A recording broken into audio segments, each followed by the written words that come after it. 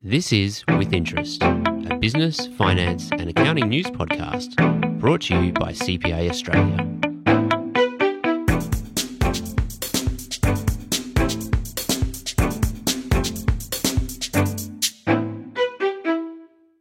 Hello and welcome back to With Interest. I'm Simon Downs. This month, CPA Australia has published our 15th annual Asia Pacific Small Business Survey, which provides a detailed insight into the challenges facing businesses in 11 different markets across the region. While the economic conditions across the 11 markets are different, the fundamentals of running a small business are the same. And the research is invaluable in helping to form CPA Australia's policy positions when it comes to supporting small businesses and the accountants who work with them. From India to Malaysia, Singapore, Indonesia, mainland China and Hong Kong, the survey pulled together the experiences of more than 4,200 business owners and senior managers from companies with fewer than 20 employees. One of the key takeouts from the research is the performance and outlook of small businesses in Australia and New Zealand compared to their counterparts in Asia, especially when it comes to the use of technology to grow their business. There's a lot to discuss, and joining me to do so is Gavin Ord, who is our Senior Manager of Business and Investment Policy here at CPA Australia. Welcome back to With Interest, Gavin. Thanks, Simon, and great to be back. Gavin, the report does suggest that small businesses in Australia in particular, but also New Zealand, are struggling to keep pace with their Asia Pacific counterparts in some respects, and action is needed to help address this imbalance. The report shows that small businesses in Australia and New Zealand are bottom or near to the bottom of the class when it comes to how likely they are to report growth over the last 12 months, plus their expectations for growth in the next 12 months, and concerningly, their satisfaction with their financial performance. It also found that Australian small business owners are the least likely to expect their national economy to grow in the next 12 months, while also being the least likely to expect their revenue from overseas sales to increase. Gavin, all this is not particularly encouraging for small business in Australia and New Zealand. So I suppose the first question is, has this surprised you? How concerning do you think the results are? Yeah, thanks, Simon. And before I answer your question, I think I just want to add that there's lots of high-quality small business surveys out there. The difference for our survey is that we're able to compare Australian small businesses, for example, with Hong Kong small businesses. So we're actually able to get a deeper picture of small business sector in different markets. Back to your question around, are we surprised about the results, particularly for Australia and New Zealand? And I'd say no. Long term, and as you said, this is the 15th annual survey, over that period of time, the Australian and New Zealand small businesses have underperformed other small businesses across the Asian region, but also they've underperformed against medium and large businesses within their countries. So not surprising. And also I would add that there's no expectation that the gap between small business performance in Australia and New Zealand and elsewhere is actually going to close. So there's no data to show that the gap is closing. On your question around, are we concerned? I'd say yes and no, to sit on the fence. Yes, we're concerned because think about small business in Australia. They contribute around about a third of Australia's GDP. So if the small business sector is underperforming, then that's a drag on Australia's economy. It's a drag on wealth creation. It's a drag on productivity. And it's a drag on job creation. Concerning no, I said yes and no. Are we concerned? On the no side, the data shows that while the gap isn't decreasing in terms of differences of performance, Australian and New Zealand small businesses are making incremental improvements in different areas of how they run their business. For example, in the technology uptake, there's a little bit of improvement in those areas. Yeah, Gavin, I remember when we first looked at these results together a few days ago, and I think one of the words that I used was bleak from an Australian perspective in particular. And I look at the results and it does sort of fill me with a sense of pessimism coming from the small business owners and managers in Australia. I mean, you think about their the least likely to expect the local economy to grow. I think they're also the least likely, or one of the least likely to expect their business to be hiring people. That's right. What's behind that sort of overall slightly more gloomy outlook that we seem to be getting from the results in Australia and New Zealand? There's some underpinning issues that are long running. So it's not just about a weak economic demand at this point in time or high costs. They're the main challenge, but underpinning the weak results over a long period of time is sort of two or three factors. One is the low comparative levels of technology uptake. The second one is the low levels of investment in innovation. And the third one that sort of sits underneath this, which I hope we go into, is the older age profile of Australian and New Zealand small business owners. Australians and New Zealand small business owners are significantly more likely to be 50 or 60 than their counterparts in Asia. The report found that small businesses in Australia are much more likely to be owned by people aged 50 or over. And it's interesting, isn't it? Because that's obviously a great thing in respect of the knowledge and experience that those people will have of their particular line of business. But it doesn't mean that they are much less likely to be using technology like e-commerce and social media. In fact, one of the findings from the report that really jumped out to me is that Australian small businesses are amongst the most likely to have a social media presence, but they're amongst the least likely to report notable revenue from online sales. They have the digital tools, they have a social media presence, but getting them to grow their business through these means, it's not quite working out. We've seen that the results from some of the other markets involved show that there's more investment in new technologies and businesses are reaping the rewards of those, while many in Australia are missing out. And so that's difficult. That's concerning for the businesses themselves, but also the broader economic impact. It is definitely concerning. In short, yes, it's very concerning. Now, there's other recent media reports around that Australian New Zealand businesses, particularly small businesses, are slow adopters of new technology. And you give the example of e-commerce. So we did see throughout the COVID, there was in all markets an improvement in the level of e-commerce adoption. But within Australia and New Zealand, there's actually a drop-off in 2023 in terms of e-commerce. And that could be because people are returning to shopping malls, shopping centres, and more directly engaging with business. But other markets, this growth in e-commerce continues. And that's important because the data actually says that businesses that engage with e-commerce on a regular basis are more likely to be growing. So it's not just that they're not doing it. There's a strong correlation between e-commerce and growth. So the businesses which aren't investing in e-commerce are actually missing out on a big growth opportunity. Kevin, I'm looking through the results here, and on average across the Asia Pacific region, around 26% of business owners reported that they've sought professional IT advice from consultants or specialists. In Australia, that number's just 17%, so 11 out of 11 placing there in terms of the rankings. What's going on? What's holding people back? Even if you were talking about older demographics who may be less tech savvy than some younger business owners and managers, but what else is holding people back from getting the advice that they might need to actually progress in this area? That's a good question, Simon. So for me, it's also about the size of the business in Australia and New Zealand.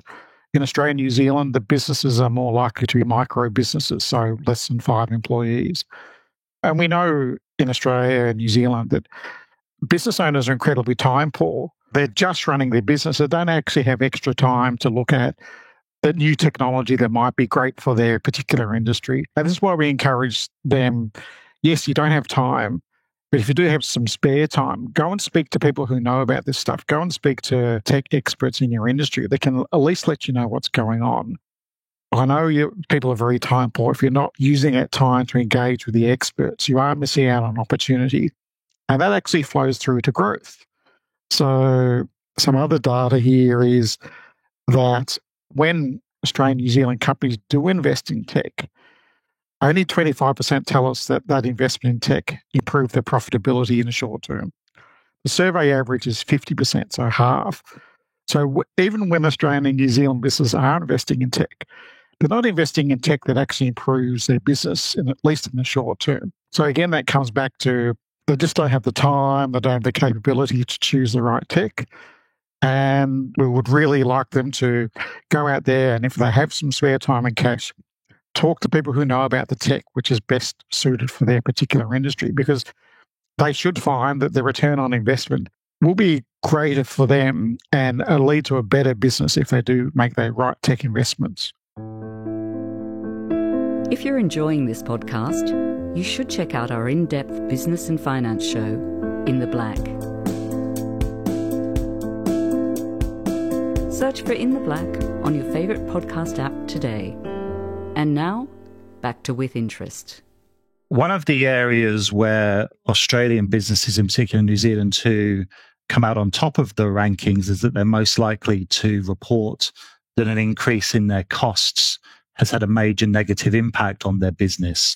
Is this a sign of Australia and New Zealand doing it tougher in an economic sense more broadly? Or is this also some of that pessimism coming through that we were talking about? Well, I think it's a combination of both. I think all the 11 markets surveyed all showed that increasing costs was either their number one or number two challenge last year, but it came through very strongly for both markets. But we also saw a lot of markets that they responded to this challenge by having a greater focus on cost control. So that didn't necessarily come through as strongly in Australia and New Zealand.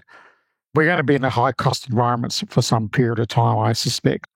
So I think businesses need to focus more on cost control. And that's not necessarily, as the old saying, penny wise, pound foolish.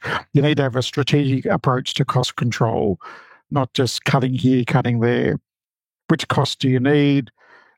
Do you look at cheaper fuel sources? Do you look at changing your roster so you maybe have less staff costs, things like that? So in terms of costs, I would encourage businesses to take a stronger focus on cost management. And it goes back to technology. Look at technology that might actually improve efficiencies and eventually drive down costs. So we've discussed the interesting findings in regard to the demographics of business ownership. And of course, the flip side is that the outcome shows that younger people are much more likely, as business owners and managers, much more likely to innovate. They're more likely to export to overseas markets, and they're less risk averse than older business owners. And all this together means that those small businesses owned by people under 50 are more likely to experience growth than those owned by older people.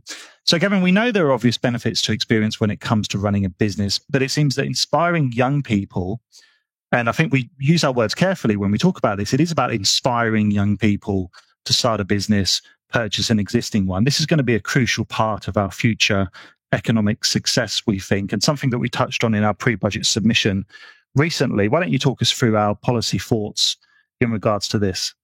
Yeah, so for us, if Australia is seeking to grow more strongly, create a more dynamic business environment and encourage innovation, the more that we can incentivise, encourage younger people to start a business, or as you said, also to purchase existing business, I think that'll go a long way to achieving those objectives, and also add about productivity as well, that younger business owners are running more productive businesses.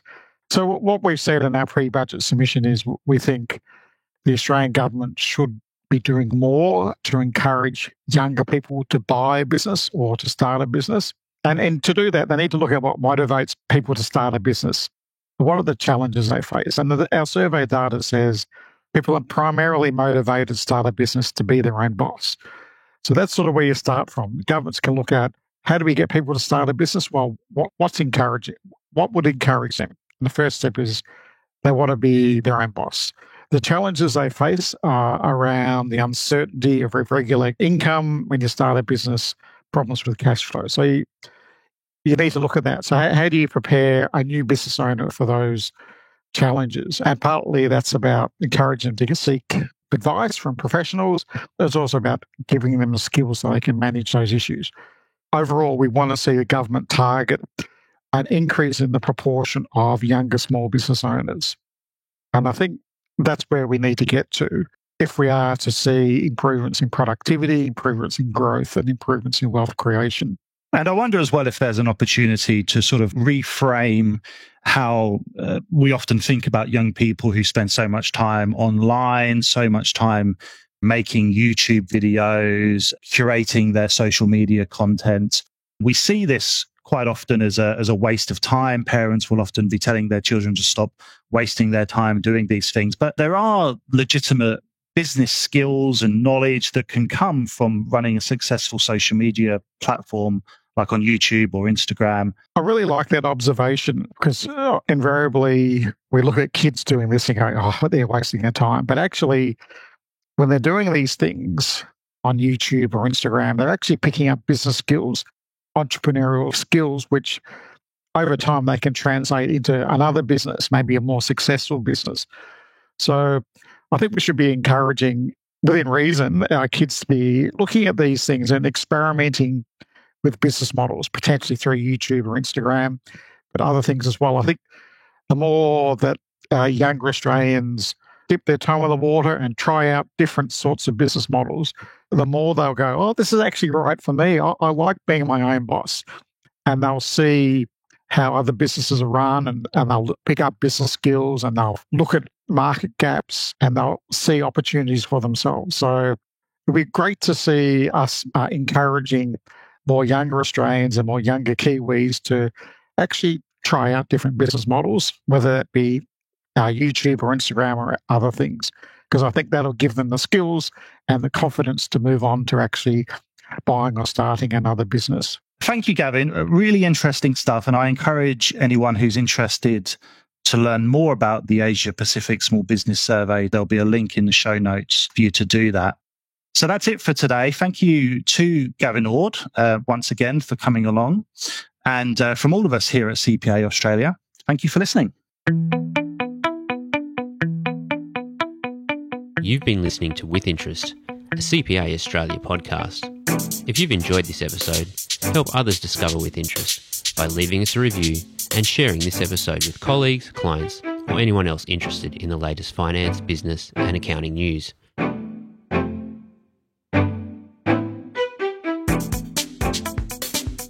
To find out more about our other podcasts and CPA Australia, check the show notes for this episode. And we hope you can join us again for another episode of With Interest.